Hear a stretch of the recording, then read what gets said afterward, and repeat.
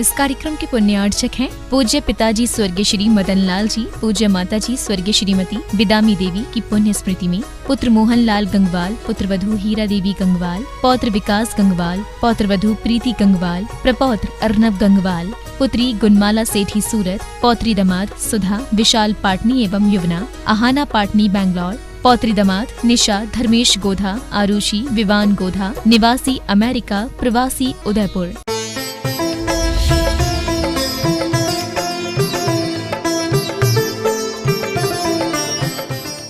कभी आपने अपने ज्ञान के बारे में सोचा है? आप ज्ञानी हैं। जीवन में कई मित्र आपको मिले, कई रिश्ते नाते मिले, सब मिलते हैं पिछड़ जाते हैं, लेकिन एक ऐसा साथी है जो पिपरमेंट जैसा नहीं है, परमानेंट है। वो है हमारा ज्ञान, जो सदा साथ रहता है, एवरी टाइम। वो हमारे लिए हर समय अवेलेबल है। वो है हमारा ज्ञान। और आप जो भी आनंद पाते हैं वो ज्ञान के ही माध्यम से पाते हैं। ज्ञान न हो तो जीव जड़ ही हो जाए। ज्ञान जीव को मरने नहीं देता, जो जीता रहे उसे जीव कहते हैं। और उसमें मूल कारण है ज्ञान, जो कि चेतनात्मक होता है। शेष आत्मा के गुण तो अचेतनात्मक है, लेकिन आत्मा का ज्ञान गुण है वह चेतनात्मक है। बहुत सौभाग्यशाली है कि आप ज्ञान से युक्त हैं। लेकिन अब मजे की बात यह है कि हमने ज्ञान की कद्र पहचानी, क्या ज्ञान की महिमा जानी हमने? कुंद कुंज स्वामी कहते हैं ज्ञान ज्ञान स्वरूप ही है, लेकिन हमने मान कर दिया तो हमारा ज्ञान अज्ञान रूप में परिणत हो गया। और आज तक यह हुआ है, ज्ञान जैसे महिमावंत गुण की हमने महिमा जानी ही नहीं।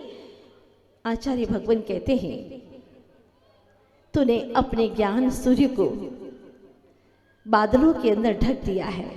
विषय भोग में तूने रे जिया, क्यों अपने मन को लगा दिया।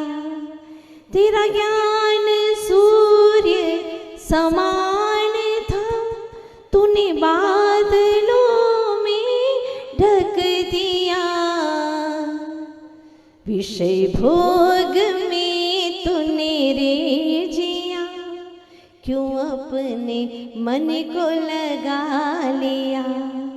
जब आप खाते हैं ना तो किसी चीज का रस आता है, आप क्या समझते हैं? उस रस का आपको मजा आ रहा है? नहीं नहीं, आपको ज्ञान का मजा आ रहा है, ज्ञान का आनंद आ रहा है। लेकिन ज्ञान को आप अलग कर देते हैं और उसमें जो रसना का रस आ रहा है, टेस्टी मिठाई है, तो उस मीठे की ओर आपकी दृष्टि चली जाती है और आपको लगता है कि मुझे इसी से सुख मिल रहा है, इसी से आनंद आ रहा है। जैसे श्वान जब अस्थि को चबाता है, हड्डी को चबाता है, तो उसे लगता है वाह क्या टेस्टी है ये, पर वास्तव में अस्थि टेस्टी नहीं है, उसके जबड़े छिल जाते हैं, उसमें से रक्त की धाराएं निकलती है, उसी का वह खून स्वयं ही रस ले रहा है, उसी का वह आस्वादन कर रहा है। और बेचारा श्वान मानता है कि देखो मुझे इस अस्थि से कितना स्वाद मिल रहा है। बस ऐसी ही दुर्दशा है।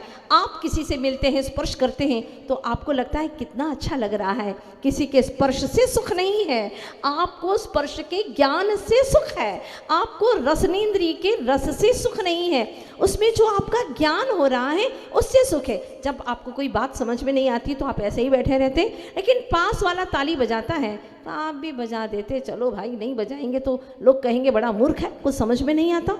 बात समझ में नहीं आ रही, ताली बजा दी, लेकिन भीतर में आनंद नहीं है। जब आप बात समझ करके ताली बजाते हैं उसका आनंद तो कुछ और ही होता है। मतलब ज्ञान की कद्र है। आचार्य भगवान कुंद कुंज स्वामी समय सार जैसे महान ग्रंथ में कहते हैं नाणो मानम न हवदी, जम्हा मानो ज्ञान है वह मान नहीं हो सकता। क्यों नहीं हो सकता? क्योंकि मान कुछ जानता नहीं है। तम्भा अर्णम नाणम अर्णम मानम जिणाविंती।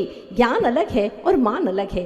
अब थोड़ा सा ज्ञान हो गया और मान कर लिया कि मुझे तो सब कुछ आता है, मैं सबको अच्छे से समझा सकता हूँ, हाँ मेरे जैसा कोई ज्ञानी नहीं है। आपने मान लिया है। माना कि गणित में सवाल करते हैं ना आप लोग, माना कि 100 में 100 रुपये में 5 फल आते हैं तो एक में कितना आएगा? 5/100। ये 2 पंक्तियां तो मानने की हो गई, वास्तविकता तो तीसरी पंक्ति दिखाने वाली है। तो 1000 रुपये में कितने फल आएंगे, ये तीसरी पंक्ति बड़ी महत्वपूर्ण है। तो आज तक हम माना कि में ही अपना जीवन व्यतीत करते चले जा रहे हैं, और ये मान ही सबसे ज़्यादा खतरनाक है। ये झुकने नहीं देता, और जब तक झुकेगा नहीं तब तक निज सत्ता को हासिल कर नहीं पाएगा। जो झुकने से मिलती है वह है आत्मसत्ता, आत्मा का ज्ञान, और जो दूसरों को झुकाने से मिले उसका नाम है मान। आज तक झुकाया तो बहुत है, और इस महामिथ्यात्व मान रूपी कषाय की वजह से जीव बहुत दुखी रहा। लगता है कि मेरा काम हो गया मान कषाय से उसको धमका करके, लेकिन आत्मा कभी उससे सुखी नहीं हो पाती। आप बखूबी जानते हैं कि किसी को झुका करके सुख नहीं मिलता, आनंद नहीं मिलता, इससे कषाय बढ़ती है और वो वास्तविक सुख नहीं होता। किंतु जब हम प्रभु के चरणों में झुकते हैं तो एक अद्भुत आनंद की ऊर्जा प्राप्त होती है। हमारा आत्मा का हर प्रदेश, असंख्यात प्रदेश आनंद से भर जाता है। कारण क्या है? क्योंकि हम स्वयं भावों से, ज्ञान से, श्रद्धा से झुक रहे हैं, निष्ठा से झुक रहे हैं। इसीलिए झुकना सीखो। नहीं झुकने के कारण से आज तक महामारी की चपेट में आते रहे। महामारी जानते हैं ना, जिसके कारण से कई लोग मर जाएं उसको लोग महामारी कहते हैं। पर हमारा जैन सिद्धांत कहता है महामारी वो है जिसके कारण से एक ही जीव अनेकों बार मरता रहे, उसका नाम है महामारी। वह है सबसे बड़ी बीमारी। महाबीमारी का नाम है महामारी, इसका नाम है मिथ्यात्व, जिसके कारण से यह जीव अनंत बार संसार में जन्मा मरा यही करता रहा। आज तक उसने अपने सच्चे सुख और शाश्वत धाम को प्राप्त नहीं किया। तो इसके लिए क्या करें? बाहर में अगर कोरोना हो गया तो उसके लिए झूठी नकली वैक्सीन लगाते रहे। कई लोग लगाने के बावजूद भी ठीक हुए, अनेक रोगों के शिकार बन गए, आप लोग बखूबी जानते हैं। लेकिन हमारे यहाँ पर आचार्य भगवंत ने कहा है कि जो मिथ्यात्व रूपी महामारी है उसकी वैक्सीन बड़ी जोरदार है, भेद ज्ञान। जिसके पास में भेद ज्ञान है बस वह संसार के सारे दुखों से तर गया, उसको अब ये रोग होने वाला नहीं है। लिखते हैं आचार्य देव, भेद विज्ञानतः सिद्धा सिद्धा ये किल केचना, यह सेवा भाव तो बद्धा बद्धा ये किल केचना। जितने भी आज तक सिद्ध हुए हैं वो भेद विज्ञान के बल से ही हुए हैं। इसीलिए उनका कहना है यदि तू प्रभु के पीछे पीछे हो लेगा तू निश्चित ही अपने मन को धो लेगा।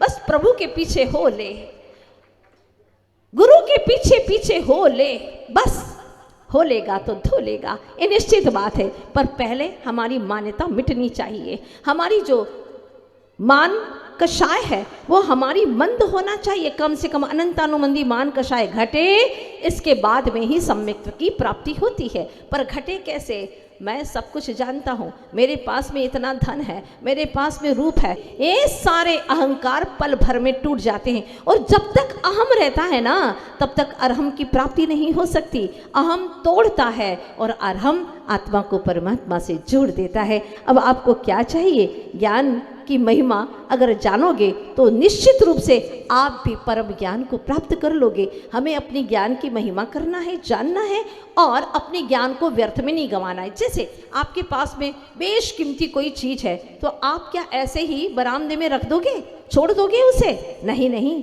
तिजोरी में डालोगे। उसमें भी एक अच्छी सी डिब्बी के अंदर भी ताला लगा है, ऊपर ताला लगा है डिब्बी के ऊपर, उसमें भी एक डिब्बी, फिर उसमें भी एक छोटी सी डिब्बी के अंदर वह असली हीरा करोड़ों की लागत का उसमें बिल्कुल सुरक्षित रखते हैं। ऐसे नहीं रखते।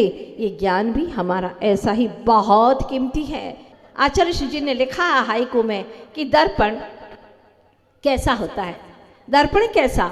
न रोया न हंसा हो ऐसा सन्यास। क्या लिखती है आचार्य भगवान? दर्पण के सामने चाहे अग्नि आ जाए तो अग्नि को झलका देगा, बर्फ आ जाए तो बर्फ को झलका देगा, लेकिन दर्पण कभी भी उसको देख करके ना प्रसन्न होता है ना खिन्न होता है। ऐसा ही हमारे ज्ञान रूपी दर्पण में सब आ रहा है, झा रहा है, कभी अच्छा कभी बुरा। क्या हम ज्ञाता दृष्टा रह करके जीवन नहीं जी सकते? जी सकते हैं, अपने ज्ञान का सदुपयोग करना है। अब आप कहोगे कैसे ज्ञान का सदुपयोग करें? चलिए एक छोटी सी बात आप लोगों के बीच में रखती हूँ। छत्रसाल राजा का नाम सुना होगा आपने।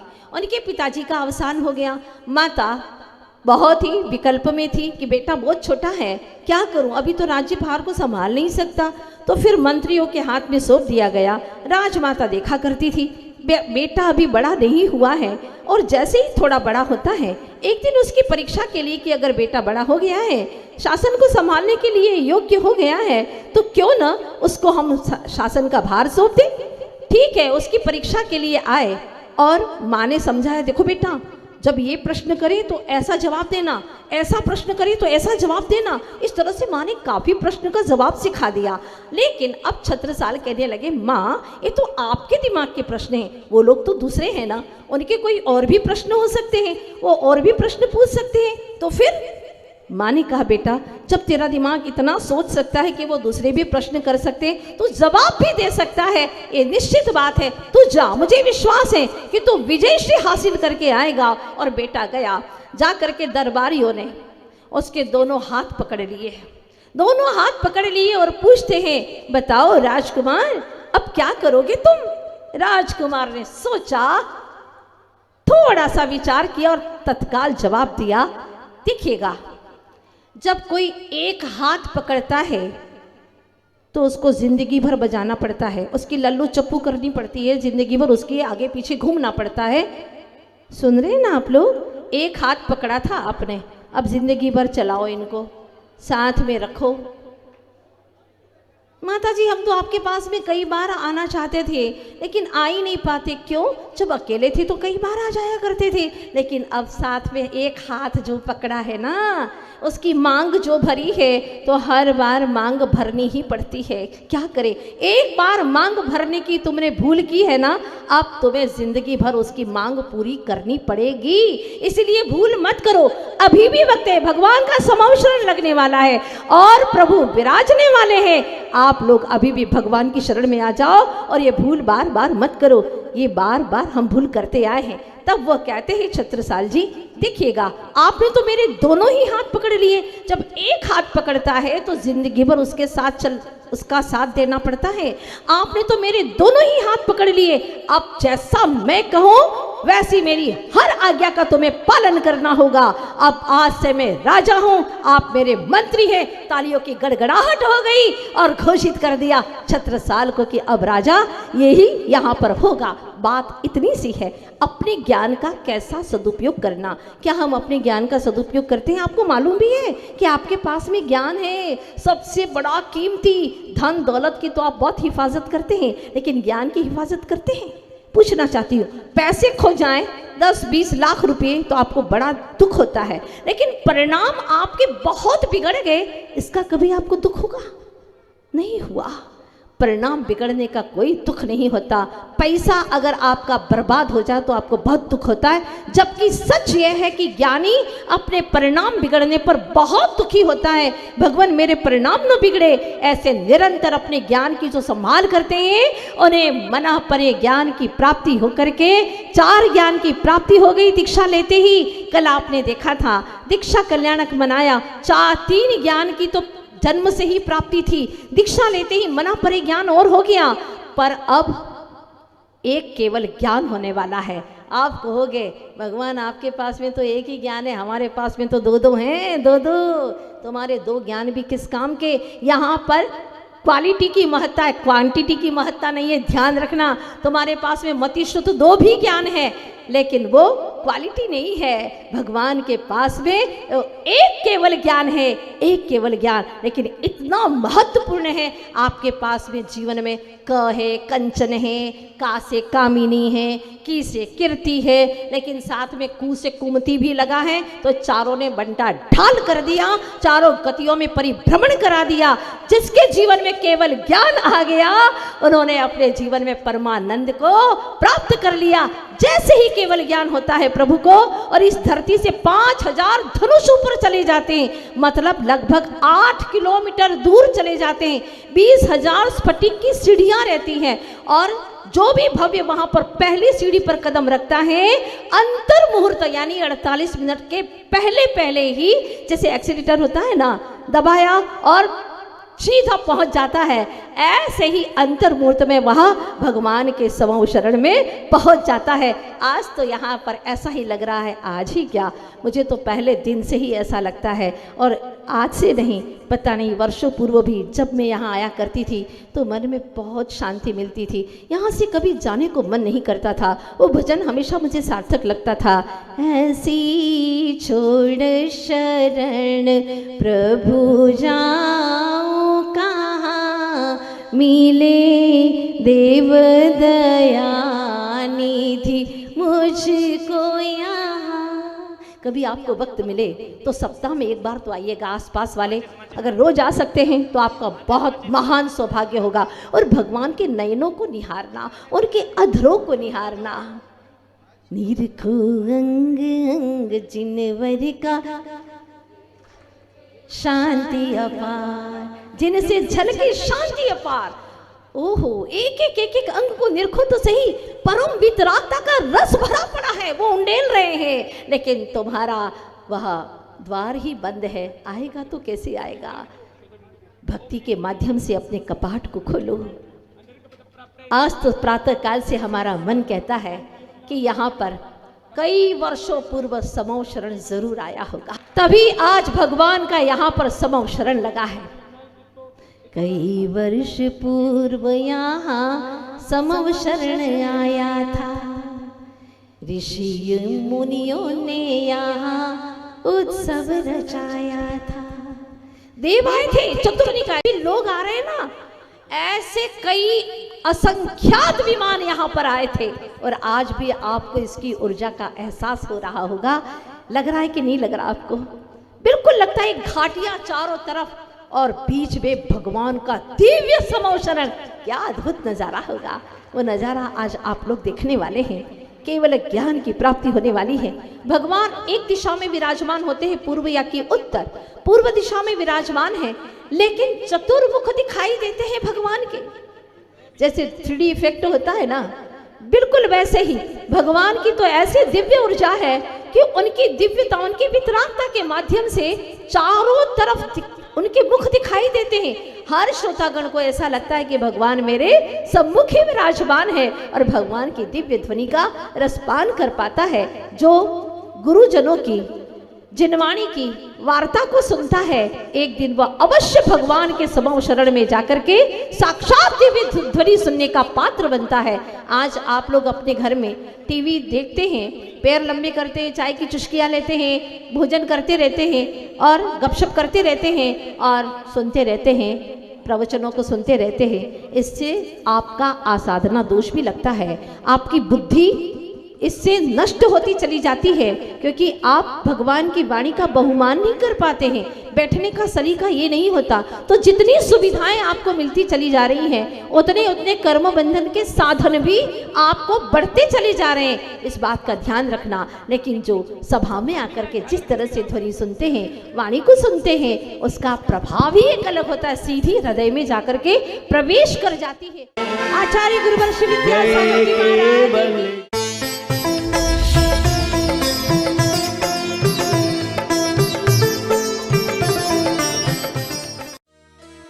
इस कार्यक्रम के पुण्यार्चक थे पूज्य पिताजी स्वर्गीय श्री मदन लाल जी, पूज्य माताजी स्वर्गीय श्रीमती बिदामी देवी की पुण्य स्मृति में पुत्र मोहन लाल गंगवाल, पुत्र वधू हीरा देवी गंगवाल, पौत्र विकास गंगवाल, पौत्र वधू प्रीति गंगवाल, प्रपौत्र अर्नव गंगवाल, पुत्री गुणमाला सेठी सूरत, पौत्री दामाद सुधा विशाल पाटनी एवं युवना आहाना पाटनी बैंगलोर, पौत्री दामाद निशा धर्मेश गोधा आरुषि विवान गोधा निवासी अमेरिका प्रवासी उदयपुर।